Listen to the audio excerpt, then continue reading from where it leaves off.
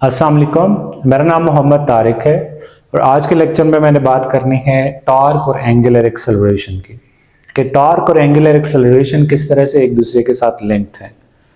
तो हम इसकी रिलेशन डिराइव करेंगे सबसे पहले पॉइंट मास के लिए, फिर ज़रूरत पड़ी तो हम इसको फॉर रिजिड बॉडी भी देख लेंगे।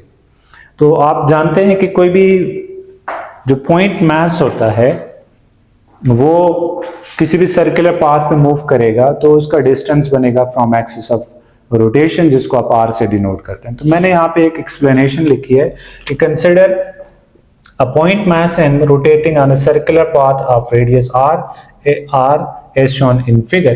कि कोई भी एक पॉइंट मास है, इमेजिन ये आपके पास पॉइंट मास है और वो किसी भी सर्कुलर पाथ पे मूव कर रहा है। तो जब ये किसी भी सर्कुलर पाथ पे मूव कर रहा होगा, लेट्स सपोज इसका रेडियस आर, सेंटर सी, और ये आपके पास पॉइंट मास एम है। तो इस पे अगर एक फोर्स एक्ट करे, फोर्स की वजह से ये पॉइंट मास क्या करेगा, इस पॉइंट मास में लेट्स सपोज इस डायरेक्शन में एक फोर्स लगी जिसको आप टेंजेंशियल फोर्स कहेंगे। फोर्स की वजह से ये मूव करेगा तो इसमें एक टॉर्क प्रोड्यूस होगा। तो ये बात मैंने यहाँ पे लिखी है, force F acting on a point mass. Point mass पे क्या करेगी, फोर्स एक्ट करेगी जो कि एक टॉर्क को कॉज करेगी। तो इसमें रोटेशन आ रही है, रोटेशन आप कह सकते हैं क्योंकि देखिए फोर्स की वजह से यहाँ पे टर्निंग इफेक्ट आ रहा है। यू कैन से कि इसमें टॉर्क प्रोड्यूस हो रहा है। अब टॉर्क क्या होता है, टॉर्क की डेफिनेशन क्या है, T is equal to r cross f, cross product of r vector and force आपके पास क्या बनता है, टॉर्क बन जाता है। एंड यू नो कि ये जो क्रॉस प्रोडक्ट है इसको आप रिप्लेस कर सकते हो by r f sine of theta. अगर आप सिर्फ मैग्नीट्यूड की बात करें तो ये इक्वल हो जाएगा are f sine of theta. अब यहाँ पे एक और चीज देखें कि यहाँ पे थीटा कितना बन रहा है, एंगल बिटवीन टू वेक्टर्स कितना बन रहा है। तो आप देखें फोर्स की डायरेक्शन अपवर्ड है और आर वेक्टर की डायरेक्शन इधर है, तो इनके दरमियान में जो एंगल बनेगा वो 90 डिग्री का बनेगा। तो टॉर्क के लिए जो मैग्नीट्यूड बन जाएगी वो आर एफ साइन 90 1 आता है। तो टॉर्क इक्वल हो जाएगा आर एफ। टॉर्क क्या हो गया, तो टॉर्क इक्वल हो जाएगा आर एफ के। अब आप जानते हैं कि जो फोर्स होती है by Newton law, force equal होती है मास टाइम एक्सेलरेशन। ये कैसे पता चला, F is equal to m a होता है। ये कहां से आया, ये न्यूटन्स लॉ है,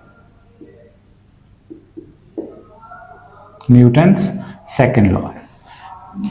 अब आगे इसको अगर आप लिखें, आर एम ए क्या है, लीनियर एक्सेलरेशन है।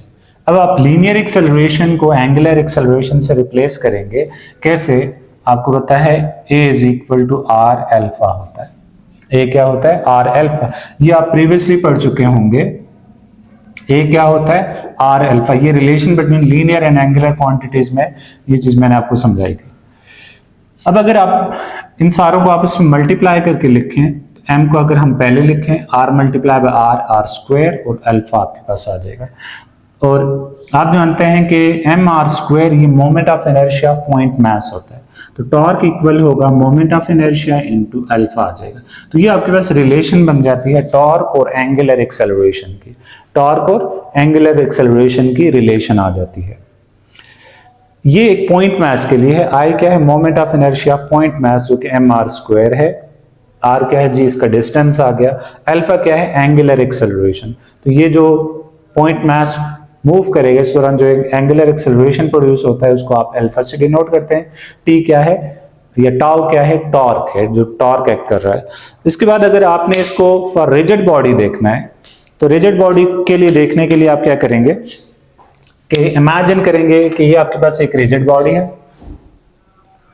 और ये उसका एक्सिस ऑफ रोटेशन है जिसके गिर्द ये घूम रही है। तो आपने कहना है कि ये rigid body n number of masses पर मुश्तमिल है। लेट्स सपोज ये मास m1 है, इसका रेडियस r1 आ गया। ये मास m2 है, इसका रेडियस r2 आ जाएगा। और ये मास m3 है और इसका रेडियस r3। और ये कोई भी मास mn है और इसका रेडियस rn आ जाएगा। तो आपने सारे इंडिविजुअल पार्टिकल्स के टॉर्क की वैल्यूज निकालनी है। हर एक इंडिविजुअल के लिए टॉर्क की वैल्यू क्या होगी, T is equal to m r square alpha होता है। तो देखें टॉर्क 1 आपके पास इक्वल हो जाएगा m1 r1। अल्फा के साथ 1 नहीं लिखा जाएगा क्योंकि तमाम पार्टिकल्स एक जैसे एंगुलर एक्सेलरेशन कॉज करेंगे। तो इसके साथ आप 1 2 3 कुछ नहीं लिखेंगे। इस तरह से टाउ 2 इक्वल हो जाएगा m2 r2 स्क्वायर अल्फा आ जाएगा, टाउ 3 आएगा आपके पास m3 r3 square alpha and dot dot dot tau n equal हो जाएगा mn rn स्क्वायर अल्फा आ जाएगा।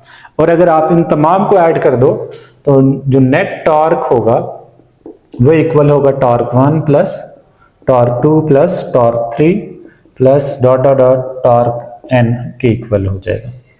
अब इनकी वैल्यूज पुट कर दो तो ये m1 r1 का square alpha plus m2 r2 square alpha m3 r3 square alpha plus dot dot dot plus mn rn square alpha आ जाएगा। तमाम चीजों में से अल्फा को अगर आप फैक्टर आउट कर लो तो ये बन जाता है m1 r1 square plus m2 r2 square plus m3 r3 square plus dot dot dot plus mn rn square और साथ में अल्फा यहाँ पे बाहर यहाँ पे लिखा जाएगा।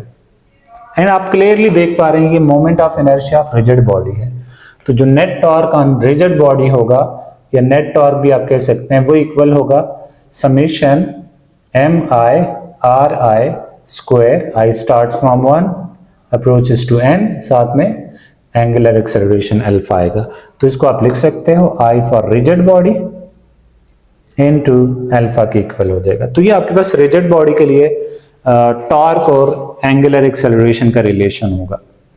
तो ये टॉपिक बड़ा आसान सा था, बड़े आसानी से आपने इसको समझा होगा यकीनी तौर पे। तो देखें बुक में तो सिर्फ पॉइंट मैथ्स के लिए था, अगर वो कहता है कि अगर आप रिजिड बॉडी के लिए करें तो ये सारे प्रोसेस आपको करने पड़ेंगे, लेकिन मुझे नहीं लगता कि वो एक्स्ट्रा आपसे पूछे। आपने यहां तक भी कर लिया, इट्स इनफ फॉर यू।